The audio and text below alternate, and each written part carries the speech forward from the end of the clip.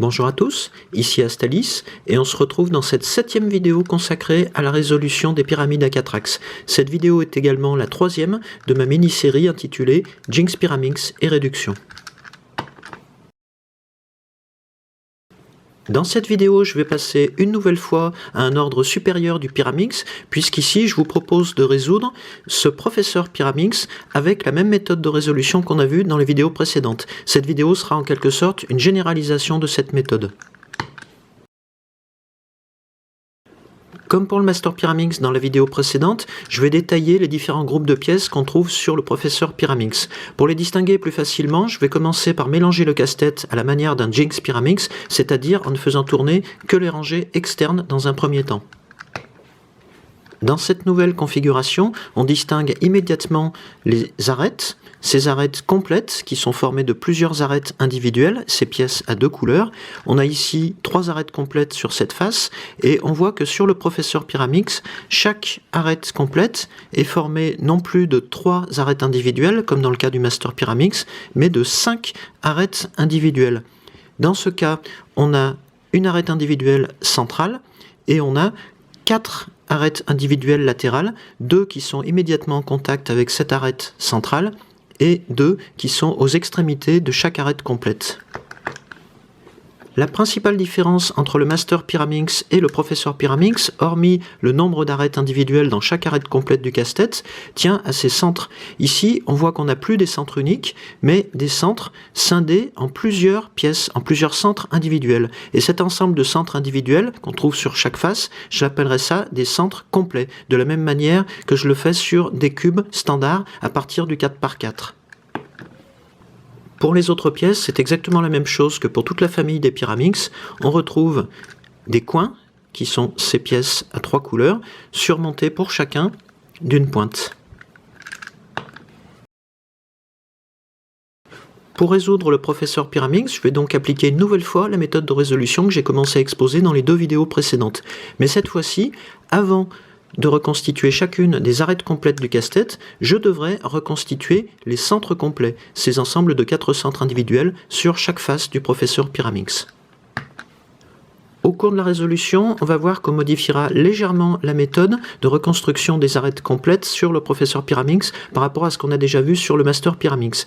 La raison est qu'on cherche à reconstruire ces arêtes complètes sans détruire les centres complets qu'on a obtenus à l'étape précédente. Le principe de cette méthode de résolution consistant à revenir à cet état, qui est celui d'un Jinx Pyraminx mélangé, on terminera évidemment la résolution de la même manière que le casse-tête de base de cette série. Mais je m'attarderai sur certains cas particuliers qu'on pourra rencontrer en fin de résolution. J'ai ici mélangé le professeur Pyraminx, et pour commencer sa résolution, pas de surprise, on commence par aligner les couleurs des pointes sur celles des coins.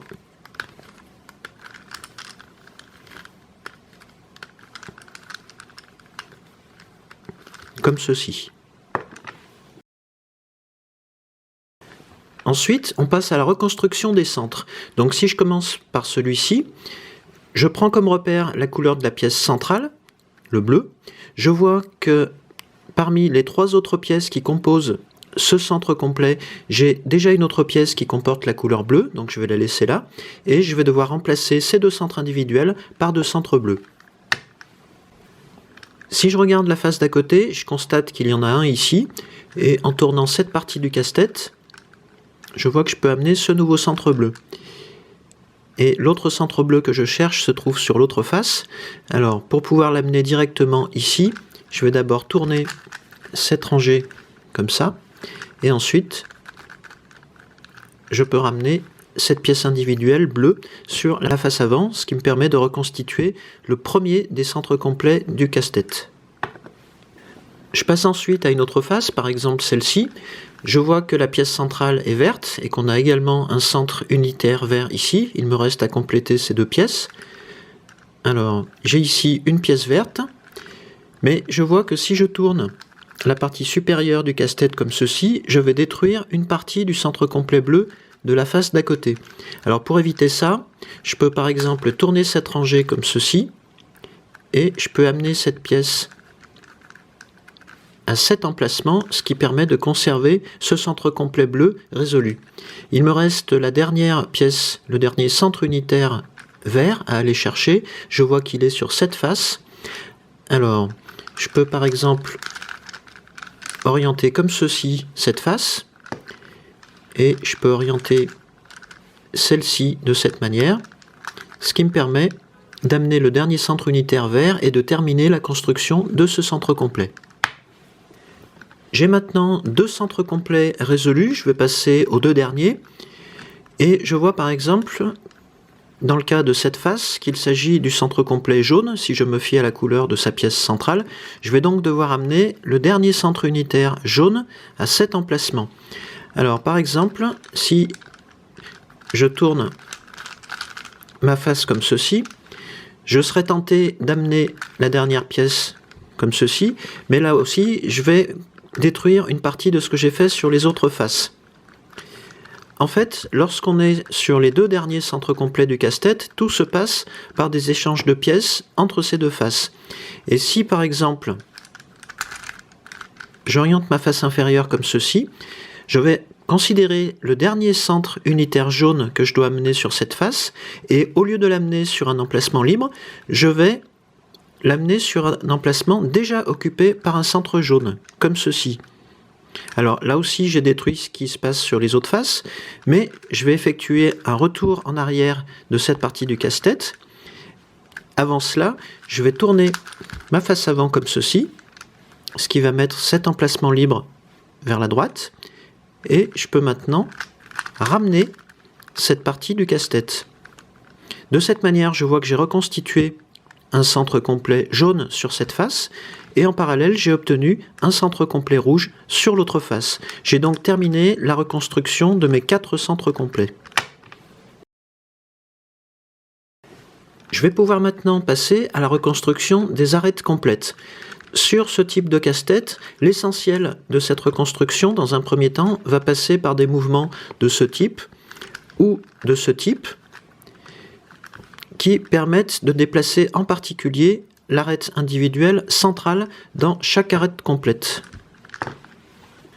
Pour commencer, on va chercher à obtenir des assemblages entre une arête individuelle centrale et une de ces deux arêtes latérales correspondantes en termes de couleur et également d'orientation. Dans cet exemple, je vois que j'ai ici une arête centrale bleue et rouge, et j'ai ici une arête latérale bleue et rouge, une des deux arêtes latérales immédiatement en contact avec l'arête centrale. Si j'effectue cette rotation, je vois que les couleurs correspondent, mais que l'orientation de cette arête est inversée. Donc avant de l'amener à cette place, je vais modifier son orientation, et pour cela je vais retourner toute l'arête complète, exactement comme on l'avait vu dans la vidéo précédente. Donc je tiens mon casse-tête comme ceci, avec l'arête complète à permuter, ou plutôt à inverser, à retourner si on veut, du côté droit, et j'effectue ces rotations. J'emmène l'arête complète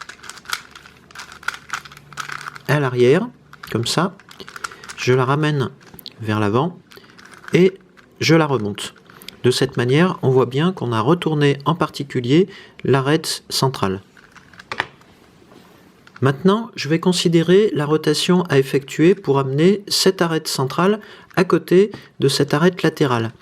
Alors, je vais tenir mon casse-tête comme ceci, avec une des arêtes latérales face à moi, et c'est bien ce mouvement qui va amener cette arête centrale à côté de celle-ci, avec cette fois-ci des orientations qui correspondent. Le problème, c'est que quand on effectue ce mouvement, on détruit en particulier une partie des centres complets qu'on avait déjà construits aux étapes précédentes. Donc on va devoir s'y prendre d'une certaine manière. On va effectivement amener cette arête centrale ici, mais on doit effectuer le mouvement contraire pour reconstituer les centres. Et entre-temps, on va isoler cette arête complète à un endroit où elle restera avec ces deux arêtes assemblées. On va remplacer cette arête complète par une autre avant d'effectuer le mouvement contraire.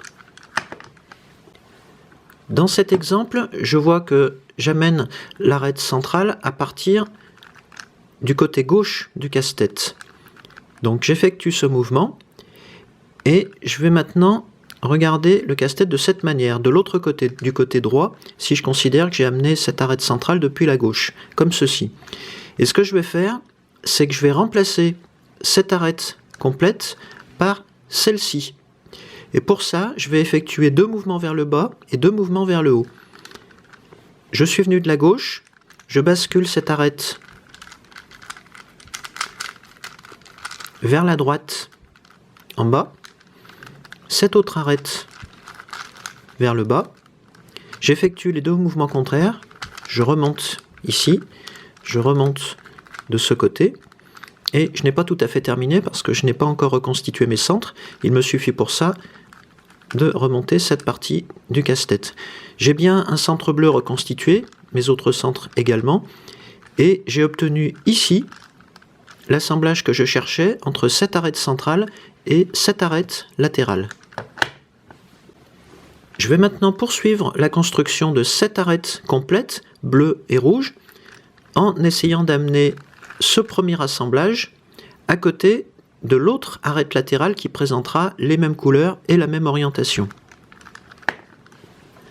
Dans mon cas, je remarque que la deuxième arête latérale que je cherche se trouve ici. Donc si j'effectue cette rotation, je vais ramener ce premier assemblage à cette position, mais je vais également chasser cette arête. En fait, il suffirait que cette arête se retrouve à cet emplacement pour que je me retrouve avec un nouvel assemblage, cette fois-ci de 3 pièces. Donc une fois de plus, je vais retourner cette arête complète du côté droit.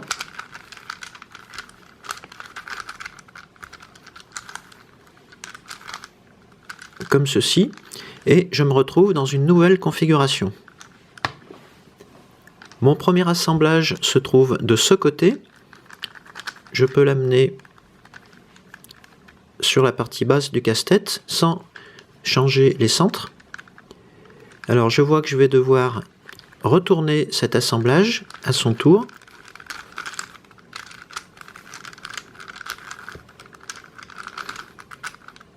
Comme ceci. Et si je considère cette arête individuelle bleue et rouge, je vois qu'en amenant ce premier assemblage à côté de l'arête, j'obtiens bien 3 pièces côte à côte, 3 arêtes côte à côte. Donc cette fois-ci, je vois que j'amène l'assemblage depuis le côté droit, ce qui veut dire que je vais créer un nouvel assemblage sur cette arête et que je vais ensuite la remplacer par celle-ci.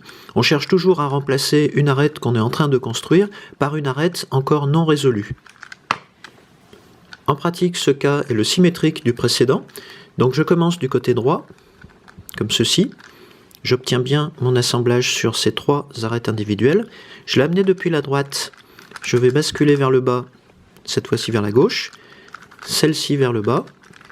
Puis celle-ci vers le haut. Celle-ci vers le haut. Et je dois encore reconstituer mes centres par ce mouvement. Et j'ai bien obtenu l'assemblage que je cherchais. J'ai maintenant 3 arêtes individuelles assemblées. Il me reste à amener les 2 autres. Or, je vois que j'ai ici une arête latérale que je cherche, une des 2 arêtes latérales que je cherche, puisque celle-ci est bleue et rouge, mais je vois qu'elle n'a pas la bonne orientation. Donc pour la ramener avec la bonne orientation, je vais d'abord la séparer des 3 autres, et je pourrai ensuite la ramener en choisissant cette fois-ci la bonne orientation. Je vois que si j'effectue ce mouvement, ce type de mouvement, je ne détruis pas les centres, donc je peux le faire librement. Je peux donc amener mon arête ici pour la séparer des 3 autres. Le plus simple maintenant pour amener cette arête à sa place, c'est de retourner l'ensemble de cette arête complète.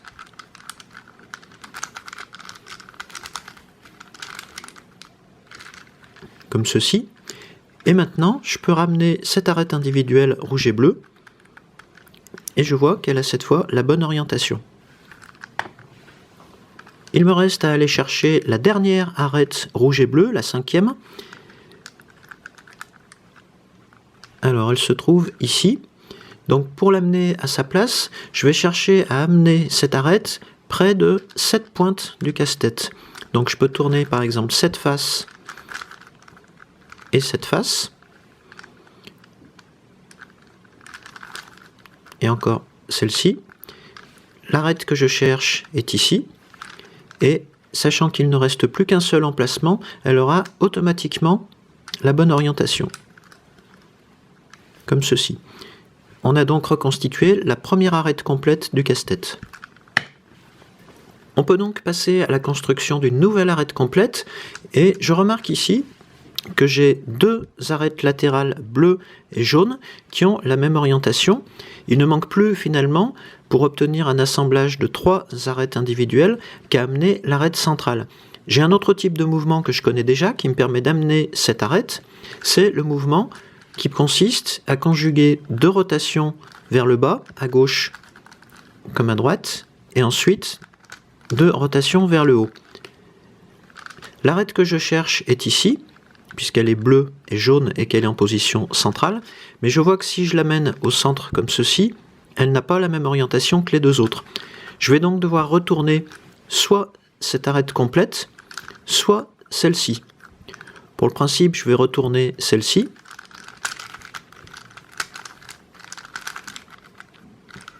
comme ceci, et je vais pouvoir amener cette fois-ci cette arête avec la bonne orientation au milieu des deux autres. À noter que lorsque j'effectue ce type de mise en place, je vais permuter ces 3 arêtes centrales. Donc il faut vérifier que sur cette arête complète et sur celle-ci, on n'est pas en train de détruire un autre assemblage. Ici ce n'est pas le cas puisque je n'ai pas du tout commencé de construction à cet endroit. Donc je peux amener directement l'arête à sa place en commençant du côté gauche ici, puisqu'elle est à gauche, vers le bas, vers le bas, vers le haut, et vers le haut. Et j'ai d'un seul coup un assemblage de 3 arêtes individuelles. Il me reste à m'occuper des 2 arêtes aux extrémités de l'arête complète.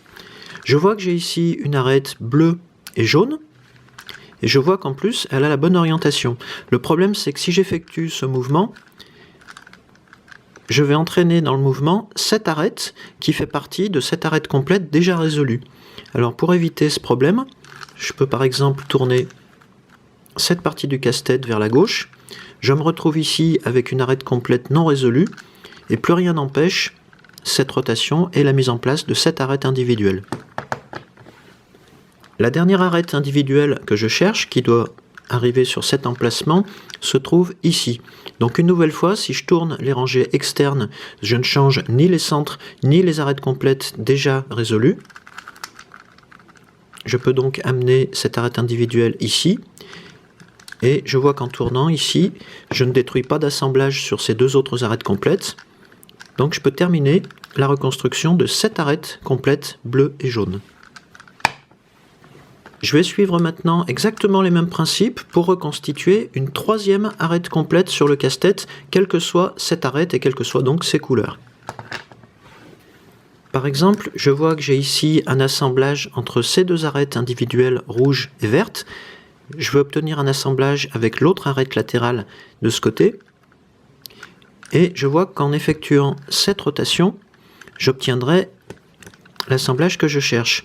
Le problème, c'est que si je commence mon assemblage comme ceci, je vais ensuite remplacer cette arête complète par celle-ci. Et celle-ci est déjà résolue. Donc avant d'effectuer cette rotation, je vais remplacer cette arête complète par une arête qui n'est pas résolue, par exemple celle-ci,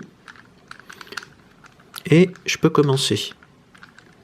Alors pas tout à fait non plus, puisque je vois que cette arête est déjà résolue, donc je peux tourner la partie basse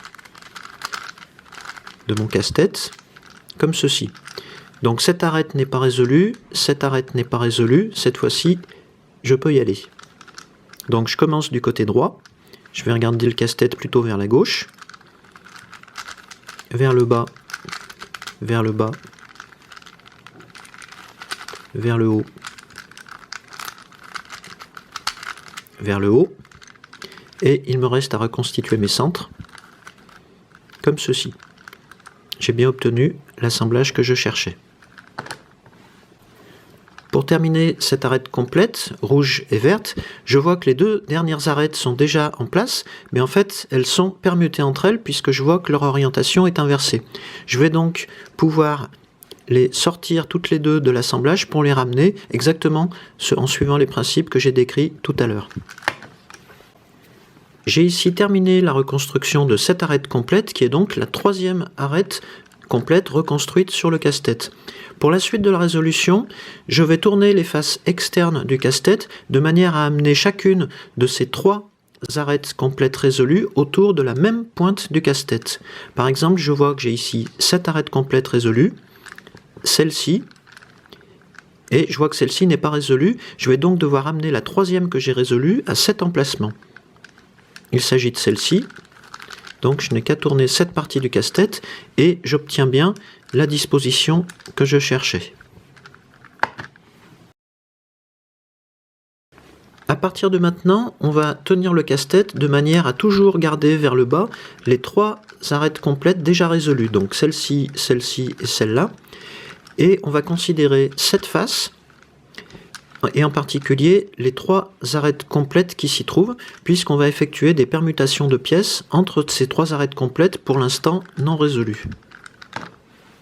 Je reprends mon casse-tête que j'ai ici replacé dans une configuration un petit peu moins favorable, et on va regarder en détail chacune des trois dernières arêtes complètes.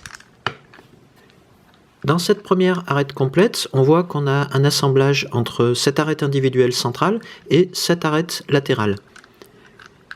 Dans celle-ci, on voit qu'on n'a pas d'assemblage pour l'instant, mais on remarque qu'on a ces deux arêtes latérales qui ont les mêmes couleurs et la même orientation. On serait donc tenté d'amener entre elles l'arête centrale correspondante, mais le problème c'est que si on échange des arêtes centrales, on permute les trois arêtes centrales et en particulier celle-ci qui est déjà à sa place. Donc ce n'est pas comme ça qu'on va procéder.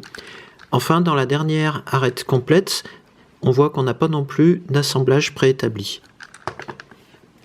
Le but à ce stade de la résolution, c'est d'obtenir un assemblage et un seul entre une arête centrale et une arête latérale qui est directement mitoyenne.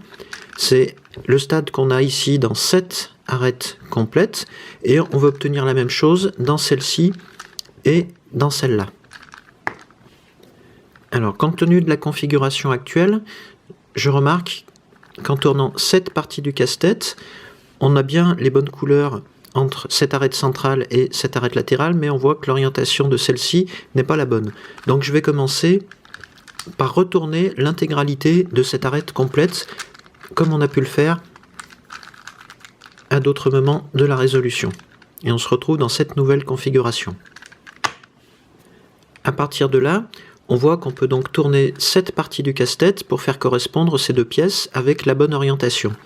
Dans la logique de la résolution, on voit qu'en tournant cette partie du casse-tête, on remplace une partie de cette arête complète, et cette arête complète, ce qu'on est en train d'assembler, va être ensuite remplacée par celle-là. Or, on a vu que la rotation concerne en particulier ces trois pièces. Si on regarde l'autre arête qui va la remplacer, il faut considérer que lorsqu'elle aura pris sa place, on devrait effectuer le mouvement contraire pour rétablir les centres. Et ces trois pièces seront remplacées par ces trois pièces de cette arête complète. Donc, lorsqu'on devra déplacer une partie du casse-tête, on les déplacera toutes les trois ensemble, ce qui n'aurait pas été le cas si l'arête avait été retournée comme ceci. Donc, on doit bien vérifier au moment où on va remplacer une arête complète en cours de construction par une autre, qu'on ne viendra pas scinder une partie d'un assemblage déjà effectué sur l'autre arête complète. Donc en pratique, je peux effectuer cet assemblage sans danger. J'amène cette arête centrale, je regarde mon casse-tête depuis ce point de vue,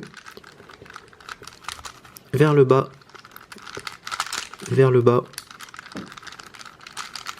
vers le haut et vers le haut, et je peux effectuer la rotation contraire et on voit qu'on n'a pas détruit cet assemblage préexistant. Je rassemble sur la même face mes trois arêtes encore incomplètement résolues, donc c'est celle-ci qui va rejoindre les deux autres. Je vois qu'ici j'ai un assemblage du côté droit, sur celle-ci j'ai un assemblage du côté gauche, et sur celle-ci, j'ai un assemblage du côté droit. J'ai donc, si je considère les trois arêtes individuelles centrales, 2 arêtes assemblées et une troisième qui ne l'est pas encore. C'est exactement la situation à laquelle je voulais me ramener. Si je considère dans cette arête complète l'arête individuelle jaune et verte, je vois que les 2 arêtes qui devraient normalement s'assembler avec elle se trouvent ici. Mais pour l'instant, je ne peux pas les assembler puisqu'elles ne sont pas dans la bonne configuration. Je dois donc retourner cette arête complète. Comme ceci. Et je vois qu'une rotation de cette partie du casse-tête permettrait d'obtenir un assemblage entre ces 3 arêtes individuelles. Je vérifie que je peux effectuer ce nouvel assemblage sans danger pour les autres arêtes complètes, sans détruire un sous-ensemble déjà construit. Alors, si j'effectue cette rotation, cela veut dire qu'ensuite je vais regarder mon casse-tête par la gauche et que je vais remplacer ces 3 arêtes individuelles par ces 3 arêtes individuelles, par le bloc constitué par ces 3 arêtes individuelles. Et dans ce bloc, je vois que j'ai déjà un assemblage, donc puisque ces 2 arêtes individuelles vont se déplacer ensemble, je ne vais pas détruire l'assemblage entre cette arête centrale et cette arête latérale. Je peux donc y aller. Donc, j'ai effectué ce premier mouvement. Je peux effectuer maintenant mes 2 rotations vers le bas du côté gauche et ensuite vers le haut. Et je peux reconstituer mon centre vert. Une nouvelle fois, je ramène ma troisième arête encore non complète sur cette face. Je vois que j'ai ici un assemblage entre ces 3 arêtes individuelles centrales. Même chose de ce côté et même chose de ce côté. Donc pour terminer la résolution des 3 dernières arêtes complètes du Pyramix, je vais simplement devoir compléter ces assemblages par les arêtes latérales qui sont au bout des arêtes complètes. Celle-ci est déjà à sa place, ce n'est pas le cas de celle-ci. Ici, aucune de ces 2 arêtes individuelles n'est à sa place, et ici non plus. À ce stade de la résolution, on va pouvoir mettre en place les arêtes individuelles situées en bout d'arête complète. Pour ça, on va les permuter par 3. On va d'abord s'occuper d'un côté, et ensuite on s'occupera de l'autre, tout ça dans chaque arête complète. Dans mon cas précis, je vois que j'ai ici 3 arêtes individuelles jaunes et vertes assemblées. Je vois que j'ai une arête jaune et verte qui peut rejoindre cette position, mais je n'ai pas l'orientation qu'il faut. Donc dans un premier temps, je vais retourner cette arête complète, comme on a l'habitude de le faire. Et de cette manière, je vois que j'ai réglé la question de l'orientation. Je remarque également que j'ai déjà dans cette arête complète l'assemblage que je cherche entre ces 3 arêtes individuelles et cette 4e arête individuelle du côté droit. Donc, si j'effectue cette rotation, j'obtiendrai exactement la même chose dans cette arête centrale. Mais dans l'opération, finalement, je vais permuter cette arête individuelle, celle-ci et celle-là. En particulier, cette arête individuelle va prendre cet emplacement, celle-ci va remonter là-haut, et celle-ci prendra la place de cette arête jaune et verte. Je vois que cette arête individuelle, lorsqu'elle va remonter à cet emplacement, aura la couleur bleue sur cette face et la couleur verte sur cette face. C'est exactement l'orientation contraire par rapport à ces 3 arêtes au centre. Donc ce que je peux faire pour gagner du temps et pour obtenir un assemblage supplémentaire ici, c'est que je vais retourner cette arête complète à son tour.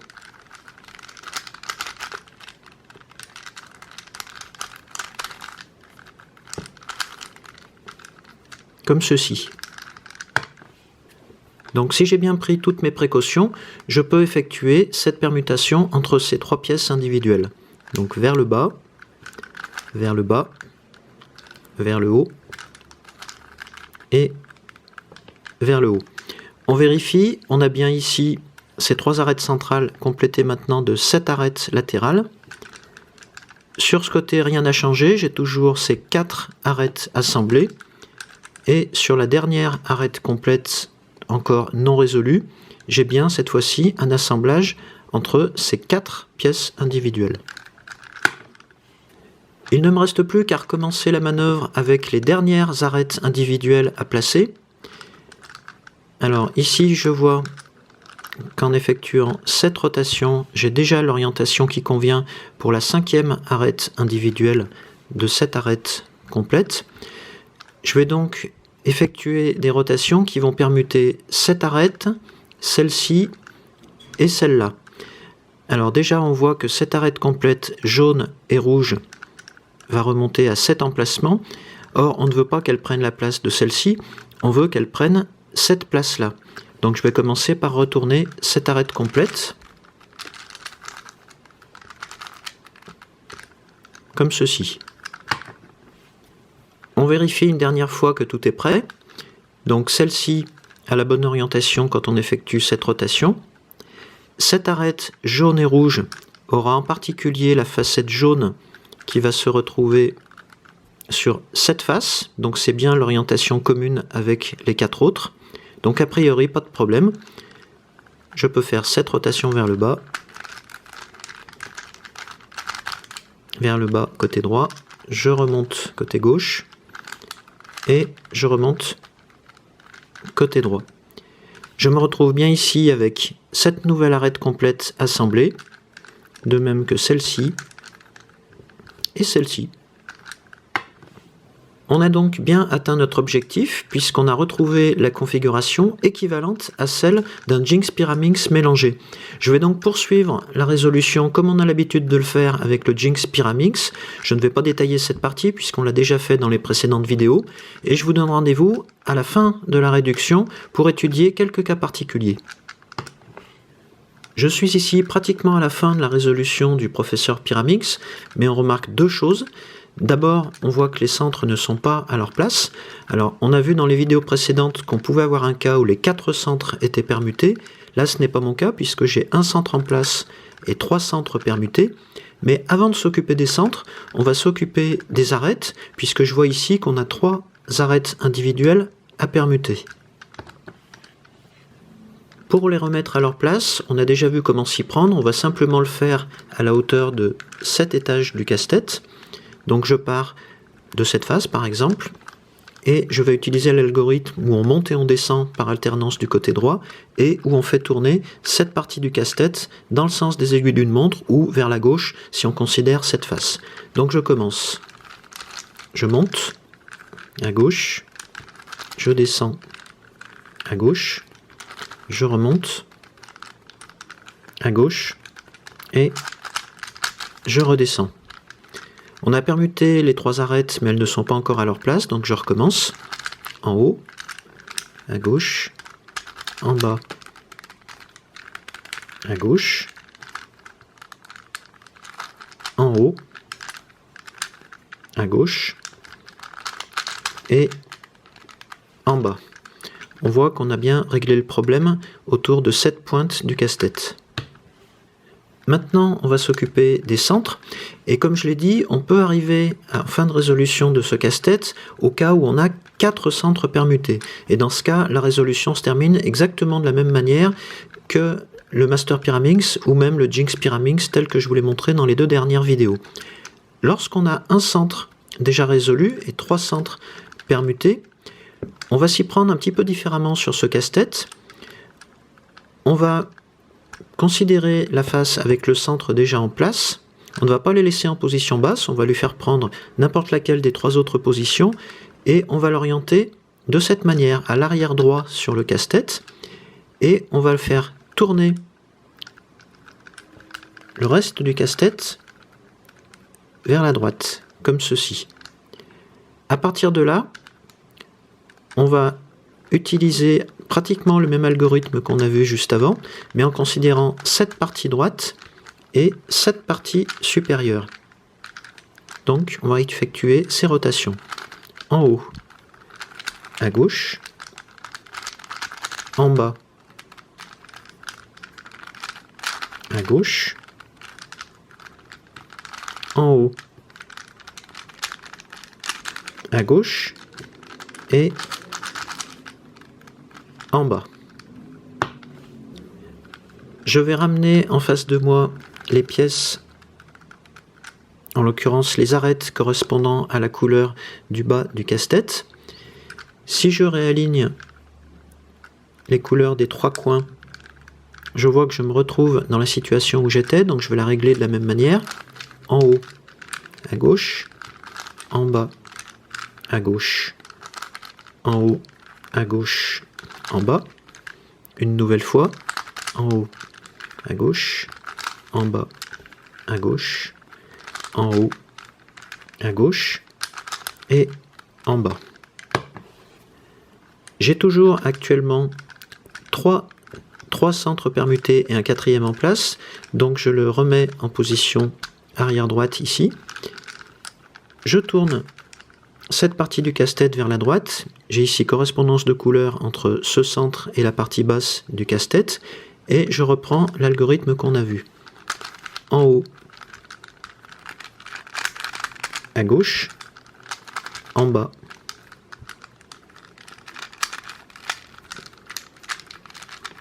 à gauche, en haut, à gauche et en bas. Une nouvelle fois, je vais ramener les pièces de la même couleur que le bas du casse-tête sur cette face. Je réaligne les couleurs des 3 coins et je vois que mes centres sont bien résolus. Il ne me reste plus qu'à régler la question de ces 3 dernières arêtes individuelles. En haut, à gauche, en bas, à gauche, en haut, à gauche, en bas, et je recommence. En haut, à gauche,